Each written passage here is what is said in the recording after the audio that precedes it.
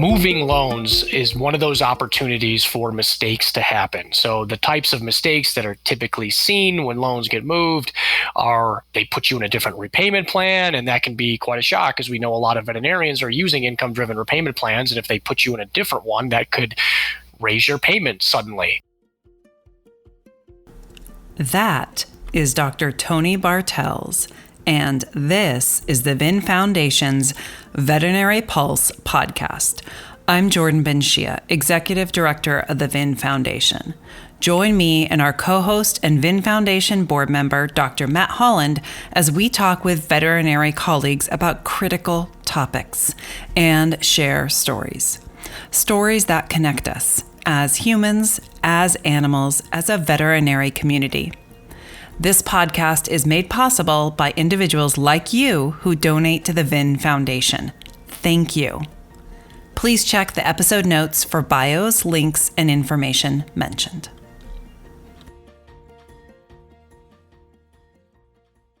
Hey, Tony, welcome. Hi, Jordan. Thanks for having me again. You're our most repeated guest, Tony. Yeah. Well, I think if they would just, if we could get some consistency in the student loan stuff, I wouldn't have to be. But right.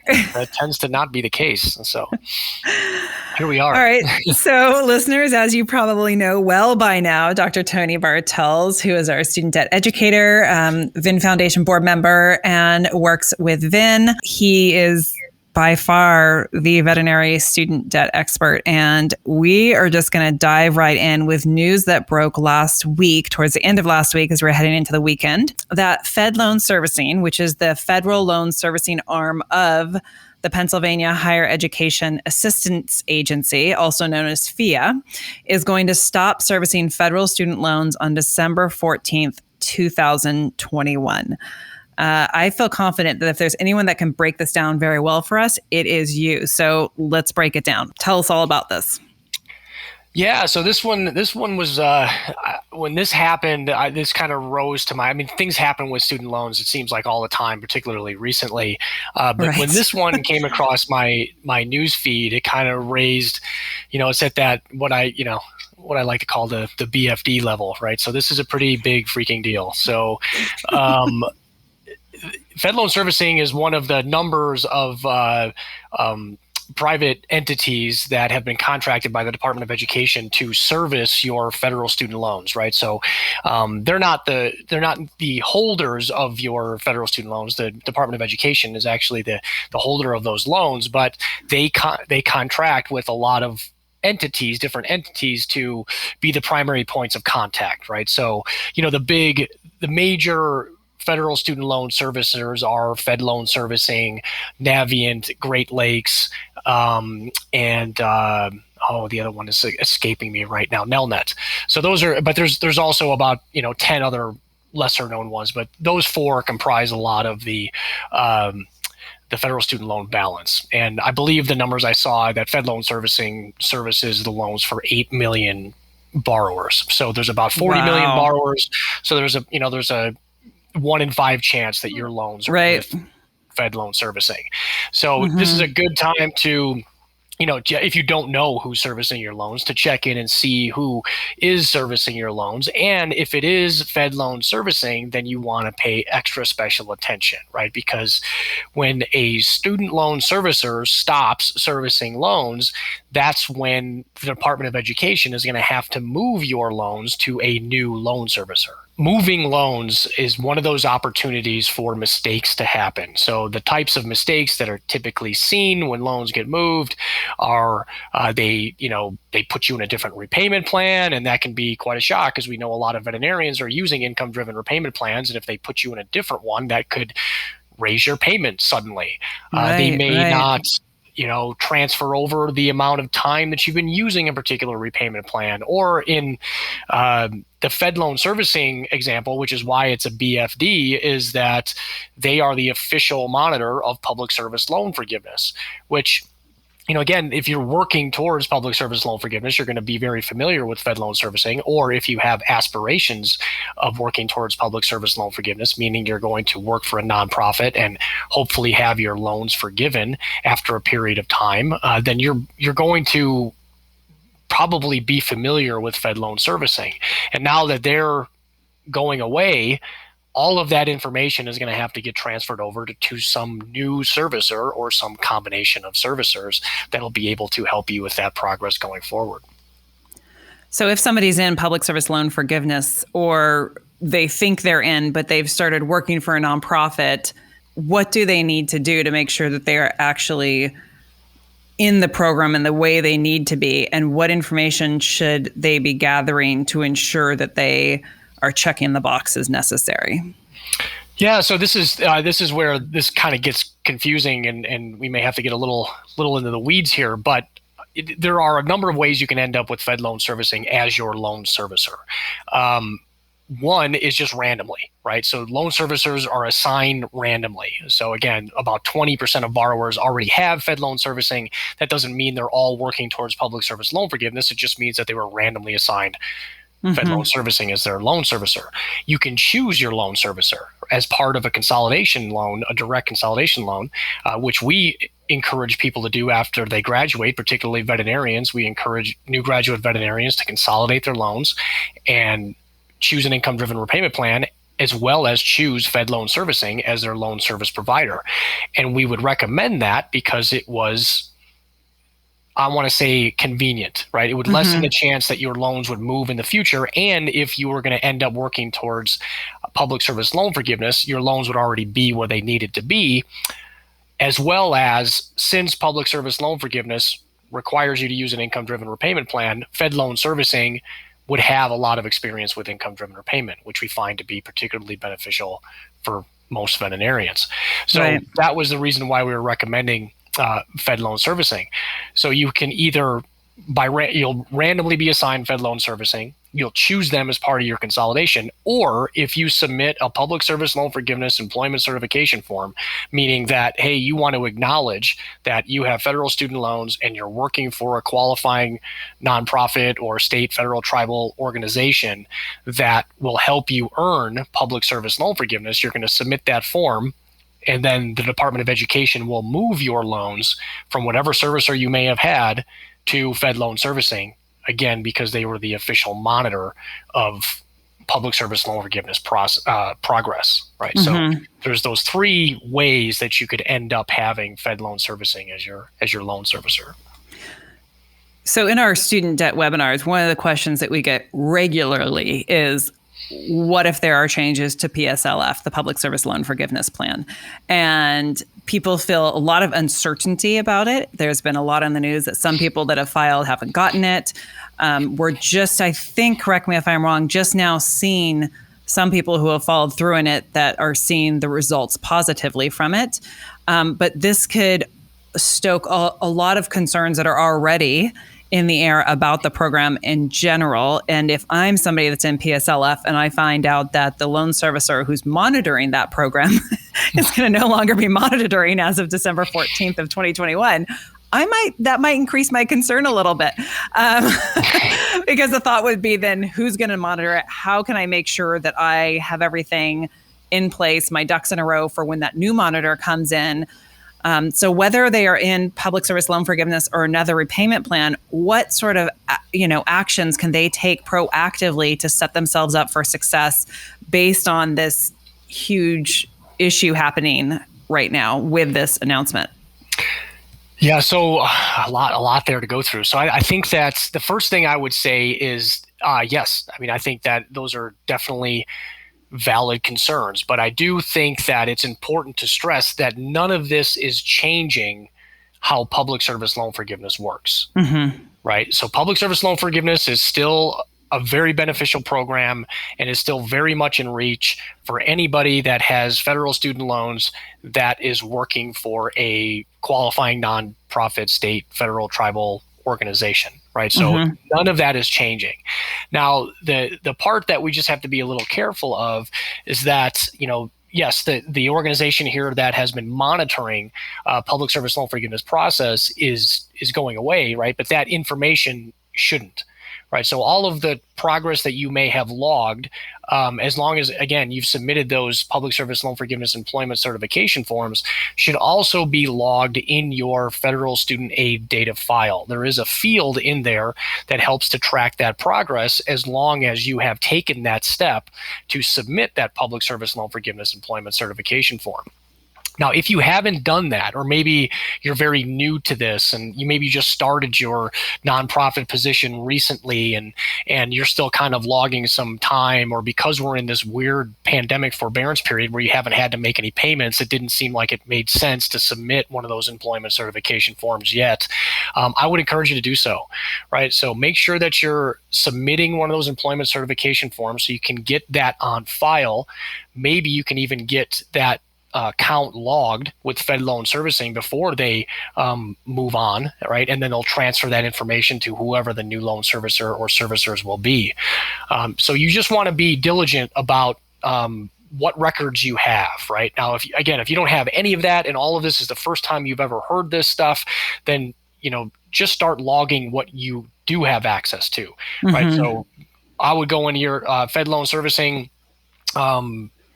account and start downloading statements, right? Make sure you have all of the statements, all of the correspondence that they've ever sent to you in some kind of record, whether that's paper or electronic. If they have sent you some employment certification numbers in terms of logging your progress towards public service loan forgiveness, make sure you keep those and have those on file, because you may need that, right? Hopefully you won't, right? Mm-hmm. But chances are, just based on when we've seen loan servicers move loans from one servicer to another in the past, we have seen mistakes made, right? And you have to be in a position to know whether or not there was a mistake made on your loans. And the only way you're going to know that is if you have that documentation of your progress with that particular loan servicer. And another thing that's probably really important is to make sure that your contact information is up to date. Yes, right? Absolutely. Yeah. Especially for new grads, because some new grads will come out and will have school emails and then not update those. And if those emails are going to different places, you want to make sure that all of that contact information is up to date. Absolutely. Great. And thanks for bringing that up, because that's one of those major steps that you can take right now is logging into Fed Loan Servicing account and just making sure they've got the right phone number, the right address, the right email address, because there's going to be correspondence that's coming out here in the coming months, and you want to make sure that you're receiving it. So you can keep an eye on that and stay plugged into what's happening with your student loans. Yeah, if you're not receiving correspondence, that should be a red flag. Well, I don't know about that, because I'm not all that great about that either. So, but you want to at least have the opportunity to make sure that stuff ends up in the right place. So this is all coming at an unusual time for student loan borrowers in general, right? I mean, we have been in the midst of an unprecedented time due to the CARES Act and COVID, where all interest has been frozen through September 30th, 2021. And we're still waiting to hear about what that repayment restart looks like. Have you heard anything about that lately? Unfortunately not. No. I mean, we're kind of getting close enough now to the end of the pandemic forbearance period, or at least when it's scheduled to end at the end of this September, where we're now starting to see people talk about, well, what happens next? Are we going to re-enter repayments or something that looks like that on October 1st? Or is Congress or the president going to extend this even farther? And there's arguments being made on both sides. I'm still kind of in the camp where I think that this is probably going to be the end of this pandemic forbearance period, right? So I do anticipate that we're likely to re-enter repayment October 1st, and we'll see that interest start accruing again. But we'll see, right? We should get some more official notification here, I would imagine, at least in the next month or so, because it's getting pretty close to that time where if they do want to restart repayment, we're going to have to start being notified and telling us what that means. Right. So yeah, I mean, it's that's again why this is another one of those BFD moments for me. It's like there's so much going on. It's a huge curveball with all the other curveballs going on. We didn't really need this particular curveball with all of the other stuff that was going on with your student loans. So it is going to require just a deep breath, some patience. Maybe a little bit of time to make sure that you've got all the records you need, and then once all of these calendar events. If we do a re-enter repayment, we're going to have to all watch closely to make sure there's no mistakes made there. When they do start moving loans away from Fed loan servicing to whoever the new loan servicer or servicers are, we're going to have to make sure there's no mistakes made there. So, I mean, it's going to definitely take some time and effort to work through all of the changes that are going to happen in the coming months here. Yeah, it almost seems as though loan borrowers almost hit the lottery with this like time off of payments, and now they're getting slammed with all this like work on the back end, right? Like, and just kidding, now you've got to double check, triple check everything, and be totally on it. And we will, we are going to do a webinar. One of our VIN Foundation free webinars once we do hear about the repayment restart, and check in the episode notes to sign up for updates so you can you'll get our emails about when those webinars are going to happen. Where else can people go for updates, Tony? Yeah, so we're going to publish a blog post on this as well on vinfoundation.org. And that will be in the episode notes also. So there'll be a link to that. Yeah. Great. So studentaid.gov is another great place that you can go for updates on information. Now, I don't believe there's anything regarding this Fed loan servicing announcement yet. I did see that the Department of Education did acknowledge that Fed loan servicing was no longer going to be servicing loans after December 14th via tweet, I believe, but I haven't seen any kind of official press release or anything on that yet. So they are still working through the details. I do imagine that the Department of Education will also provide some or should provide some kind of guidance on what's going to happen around just logistically for those borrowers who have Fed loan servicing and what to expect with their loans. But again, we've kind of gone through this in the past. There was a previous loan servicer called AES. I forget what they stood for particularly, but they kind of discontinued servicing loans several years ago, and they did a lot of moving of loans around that time. And I know my loans were part of that process, and there were mistakes made, right? So I was in income-driven repayment, and all of a sudden I wasn't, because when my loans got moved, they failed to move that particular piece of information over with it. So you just have to be, really careful and, monitor what's happening there and all of the correspondence around it, just to make sure that everything that's supposed to happen and that you expect to happen is actually happening correctly. Right. Okay, is there, we like to keep these short and sweet so that we don't lose any audience members with this. And we like sort of these news updates because they just sort of dive right in and get the information for our listeners. Is there anything else you think our listeners need to know about this news? No, I think I do believe I've heard from some of our colleagues that the employment certification forms have been a little bit delayed, and that was mostly due to the pandemic forbearance, right? Because I don't believe I've seen a lot of very good accounting of the public service loan forgiveness time during this pandemic forbearance period. Now, again, good news is the law says that the time spent in this pandemic forbearance, as long as you are still working with a qualifying nonprofit, would count towards public service loan forgiveness, right? So you should get that time credited towards you, but you may not have officially received any acknowledgement of that time yet from Fed loan servicing. Now, again, because of all the things we've been talking about, the pandemic forbearance kind of ending, a couple of months now before Fed loan servicing is kind of exiting the scene, right? You're going to want to pay extra special attention to that pandemic forbearance qualifying time when it comes to public service loan forgiveness if you've been working with a qualifying organization during that entire time frame.